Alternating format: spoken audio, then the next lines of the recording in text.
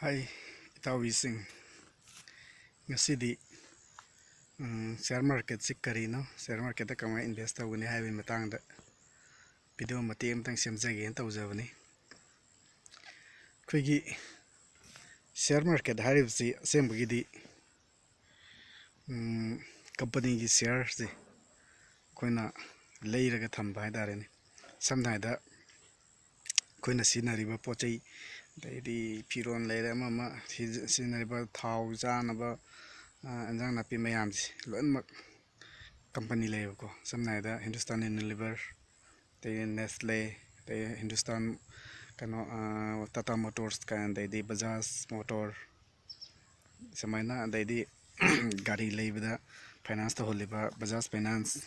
they makan makan am legre ko sina sun example gi wakaran moi sigi share je ko company gi karor karor thokpa karor karor thona matum matum thokto ga hadare saruk khaido ga hadare share sing je khoi yon thok bai dare ne madida share do khuna leiba yon ba taw sini share market ai share market leiba yon ba taw ba ya ji moina damai taw gi hai tar ga di NSE natra BSE da list tawam changi ko NSE natra BSE da list taw company sing si da ne khoina share leiba ya isi aduna kani khoina paisa je khar lei taragadi invest tawninga ko kuigi apam company haidare ne Nestle harga Nestle gi product mayam lei Pidilite haibadi kuigi Fevicol Feviquick ka sari sing do dedi Berger pen na Asian pen ka lei mayam de Nerolac kan lei mayam ba adagi Bajaj ki Pulsar nungchara dedi Dominar ga sari sing je moi sing mai company dedi Bullet ki harga na Eicher Motors simada koi moi share je ko lei bhai dare ne aduna moina simba company gi share je khon leira thamena ko aduga leira thamaga moina moigi promoter singina promoter edi mapuje moina sum chalai jaga dawne ko moina sum jingsin jaga dawne khodi share do leira adum leiba khatane ko ada moina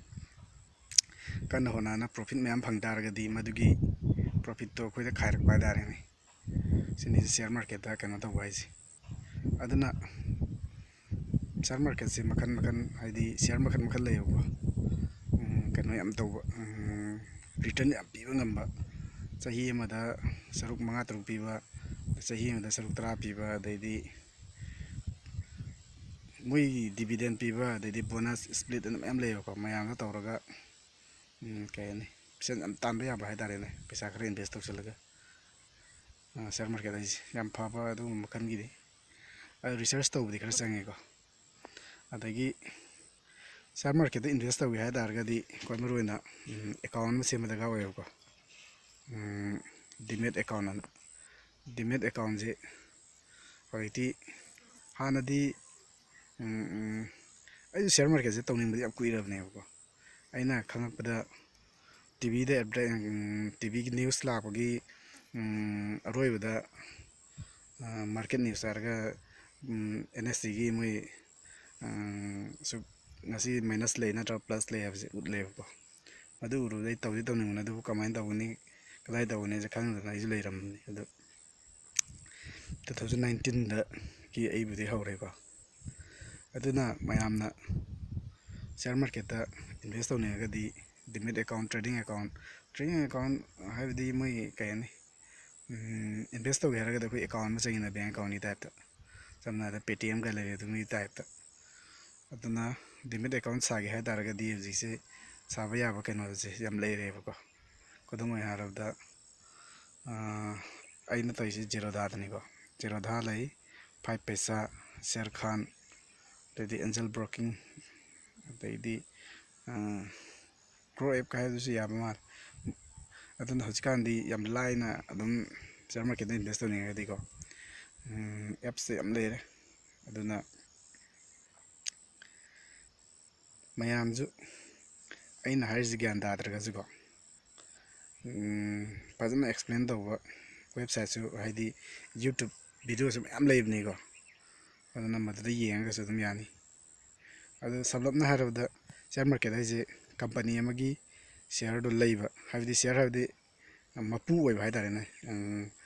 company ꯑꯃꯒꯤ ꯁꯔꯨꯛ ꯀꯔꯣꯔ ꯀꯔꯣꯔ ꯊꯣꯛꯄꯒꯤ ꯃꯆꯦꯠ ꯈꯔ ꯑꯩꯈꯣꯏꯒꯤ ꯉꯝꯖꯕ ꯊꯥꯛꯇ ꯂꯩꯖꯔꯒ ꯀꯝꯄꯅꯤꯗꯨꯒꯤ ꯃꯄꯨ ꯃꯆꯦꯠ ꯑꯣꯏꯕ ꯍꯥꯏꯇꯥꯔꯦꯅꯦ ꯑꯗꯨꯅꯤ ꯁꯤꯌꯔ ꯃꯥꯔꯀꯦꯠ ꯍꯥꯏꯁꯦ ꯑꯗꯨꯅ ꯀꯩꯒꯨꯝꯕ ꯑꯥꯏꯁꯔ ꯃꯣꯇꯣꯔꯁꯀꯤ ꯑꯩꯅ ꯁꯤꯌꯔ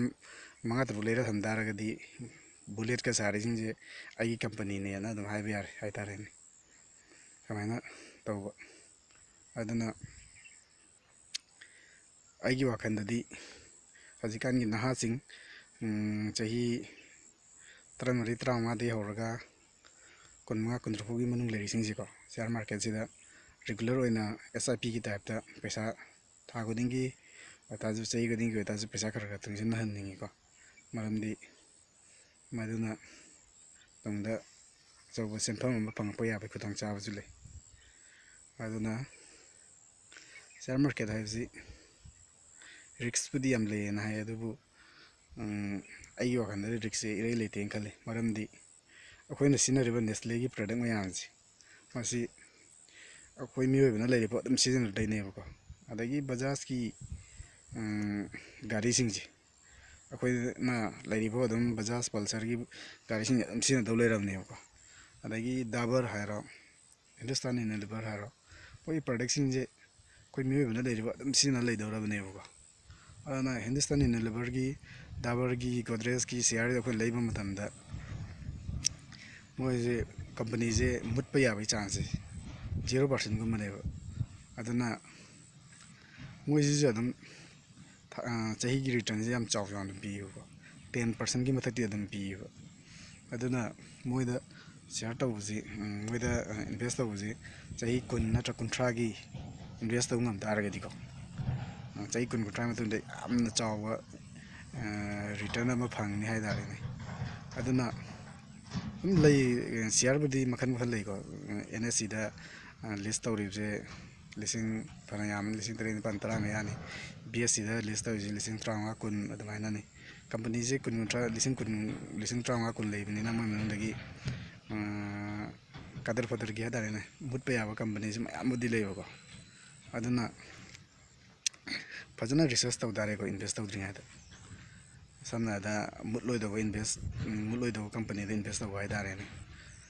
ꯑꯩꯈꯣꯏꯒꯤ ꯄꯣꯃꯥ ꯑꯗꯒꯤ ꯋꯨꯠꯂꯦꯟ ꯍꯥꯏꯅ ꯂꯩꯔꯤꯕ ꯈꯣꯡꯎꯞꯀꯤ ꯀꯝꯄꯅꯤꯒ ꯂꯩꯕꯗꯣ ꯑꯗꯩꯗꯤ ꯃꯣꯏꯁꯤꯗꯤ ꯃꯨꯠꯂꯣꯏꯗꯅꯀꯣ ꯑꯗꯨꯅ ꯑꯗꯨꯒꯨꯝꯕꯗ ꯁꯤꯌꯥꯔ ꯇꯧꯔꯒ ꯑꯗꯨꯒꯨꯝꯕꯗ ꯏꯟꯚꯦꯁ ꯇꯧꯔꯒꯗꯤ ꯔꯤꯛꯁꯁꯦ ꯏꯔꯩ ꯂꯩꯇꯦꯅ ꯈꯜꯂꯦ ꯑꯩꯒꯤ ꯃꯣꯠꯇ ꯑꯗꯨꯅ ꯉꯝꯖꯕ ꯄꯩꯁꯥ ꯈꯔ ꯈꯔ ꯇꯥꯜꯂꯒ ꯑꯩꯅ ꯉꯁꯥꯏ ꯍꯥꯏꯔꯤꯕ ꯀꯩꯅꯣꯁꯤꯡꯗꯣ ꯕ꯭ꯔꯣꯀꯔꯁꯤꯡꯗꯣ ꯖꯦꯔꯨꯙꯥ ꯑꯦꯟꯖꯦꯜ ꯕ꯭ꯔꯣꯀꯤꯡ ꯑꯗꯩꯗꯤ ꯁꯦꯔꯈꯥꯟꯗꯤ ꯑꯔꯤꯕ ꯑꯣꯏꯔꯦ ꯃꯣꯏꯗꯤ ꯄꯩꯁꯥꯁꯨ ꯌꯥꯝ ꯇꯥꯡꯉꯦꯅ ꯇꯥꯏ ꯃꯣꯏꯗꯤ ꯁꯥꯔꯚꯤꯁ ꯂꯧꯕꯁꯦ ꯑꯗꯨꯅ ꯍꯧꯖꯤꯛ ꯑꯅꯧꯕ ꯊꯣꯛꯏꯁꯤꯡꯁꯦ ꯄꯩꯁꯥ ꯃꯣꯏꯗꯒꯤ ꯇꯧꯕꯅ ꯍꯦꯟꯅ ꯐꯅꯤꯅ ꯈꯜꯂꯤ ꯑꯗꯨꯅ ꯃꯇꯥꯡ ꯑꯁꯤ ꯂꯣꯏꯁꯤꯟꯖꯔꯒꯦ ꯍꯥꯏꯇꯥꯔꯦꯅꯦ ꯁꯤꯌꯔ ꯃꯥꯔꯀꯦꯠꯀꯤ ꯃꯇꯥꯡꯁꯦ ꯑꯩ ꯑꯦꯛꯁꯄ꯭ꯂꯦꯅꯦꯁꯟ ꯐꯖꯅ ꯑꯗꯨꯝ ꯃꯇꯦꯛ ꯑꯗꯨꯝ ꯇꯧꯖꯔꯛꯀꯦ ꯁꯤꯒꯤ ꯃꯇꯥꯡ ꯑꯁꯤ ꯂꯣꯏꯁꯤꯟꯖꯔꯒꯦ